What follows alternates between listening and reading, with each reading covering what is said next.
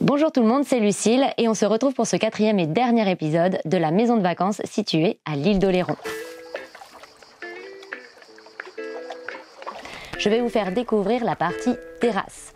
Pour moi, la terrasse, c'est l'espace le plus important en vacances. On va pouvoir se reposer, échanger entre amis, faire des petites grillades sur la plancha et bien sûr se détendre. Donc c'est parti, je vous montre tout ça. On commence par un petit état des lieux. Nous avons une petite terrasse de 10 mètres de long par 3 mètres de large, couverte et accolée donc à la maison. On peut y accéder depuis la cuisine, salle à manger et depuis maintenant la nouvelle suite parentale. Nous avons également une orientation sud, donc beaucoup de soleil tout au long de la journée. Et enfin, nous avons 2 poteaux au centre de la terrasse avec lesquels il faudra travailler. Sophie et Olivier n'étaient pas sûrs d'intégrer une piscine à leur extérieur par rapport à leur budget. J'ai donc réalisé 2 projets différents. Nous avons une première version avec piscine, donc plus onéreuse, et une deuxième version plus abordable, sans piscine. Ce qui leur permettra d'avoir 2 choix et d'orienter l'aménagement en fonction de leur budget. Et c'est parti pour la première version. Le principal problème était le manque d'espace et donc l'impossibilité d'accueillir du monde. J'ai donc agrandi la terrasse en créant une grande dalle béton de 50 mètres carrés. On rappelle que la terrasse initiale faisait 30 mètres carrés, ce qui permettra à Sophie et Olivier d'accueillir toutes les fonctions souhaitées. Je vais commencer avec le revêtement de la terrasse. Pour cette première version, je suis partie sur un univers bord de mer chic. C'est pour cela que j'ai choisi de mettre des dalles pierre travertin sur toute la terrasse.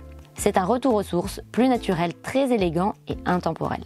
On retrouvera donc une cuisine, un espace repas, un espace détente et enfin la piscine avec transat. Faisons un zoom maintenant sur chaque fonction. J'ai choisi de créer la cuisine et un bar sur mesure en forme de U, ce qui permet de regrouper la fonction cuisine-bar ensemble et donc d'optimiser au maximum l'espace. De plus, il y a une arrivée d'eau et une prise électrique contre le mur du fond, ce qui permet d'ajouter plus facilement un évier et une plancha électrique si besoin. Le sur-mesure permet ici de créer des niches et des rangements fermés, adaptés aux besoins de Sophie et Olivier. De plus, il permet de dissimuler certains éléments comme une bouteille de gaz si besoin pour la plancha. Pour les matériaux, la structure est en béton et est recouverte de chaux pour donner ce côté minéral. Je viens contraster la chaux avec des portes de placard en bois pour apporter de la chaleur et donner un effet contemporain à l'ensemble. C'est un style de cuisine très vacances. J'ajoute une toile tendue en triangle juste au-dessus pour pouvoir cuisiner confortablement l'été. La toile peut évoquer les voiles de bateau, idéales pour du bord de mer. Attention de ne pas mettre la toile trop près de la plancha bien sûr. Pour ce qui est du bar, d'une hauteur donc de 110 cm, je viens ajouter des tabourets hauts en rotin, ce qui permet d'amener donc de la chaleur et toujours ce côté bord de mer. La position du bar permet également à Sophie et Olivier d'échanger facilement avec leurs invités tout en cuisinant. Je viens ajouter une grande et belle pergola afin d'ombrager davantage l'espace cuisine et repas. Elle viendra sous le porche et dépassera légèrement afin que Sophie et Olivier puissent avoir l'impression de se sentir comme sous une paillote en bord de plage. L'espace repas se trouvera à l'ombre de la pergola pour plus de confort.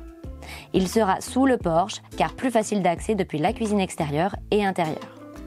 Cette salle à manger d'extérieur se composera d'une grande table où Sophie et Olivier pourront accueillir du monde et de beaux fauteuils d'extérieur, ce qui ramène ce côté contemporain haut de gamme et vivant à la terrasse. Attention car la chaise n'est pas loin du poteau. Par conséquent, il est possible de remplacer la chaise en bout de table par un tabouret pour laisser plus de passage et donc de circulation. Pour ce qui est de la petite déco, je viens rajouter de jolies guirlandes lumineuses qui s'accrochent à la pergola. Cette petite ambiance guinguette bord de mer apporte ce côté d'antan bon enfant que l'on adore en vacances. Oh, et on n'oublie pas d'activer la cloche et de s'abonner à la chaîne. Pour finir cet aménagement, je viens ajouter un petit coin salon détente qui permet de déposer quelques affaires de piscine, mais aussi de passer un petit moment au soleil. Un peu de végétation vient encadrer la banquette, ce qui permet d'apporter un peu plus d'intimité dans cet espace. Enfin, j'ajoute une belle piscine avec 2 transats juste à côté de l'escalier, ce qui est plus agréable et plus facile d'accès. La piscine est assez grande pour que toute la famille et les amis puissent l'apprécier pendant l'été. J'ai ajouté un liner avec des carreaux au motif bleu, rappelant l'ambiance océanique et également le carrelage mis à l'intérieur de la maison, ce qui ajoute du cachet pour l'extérieur.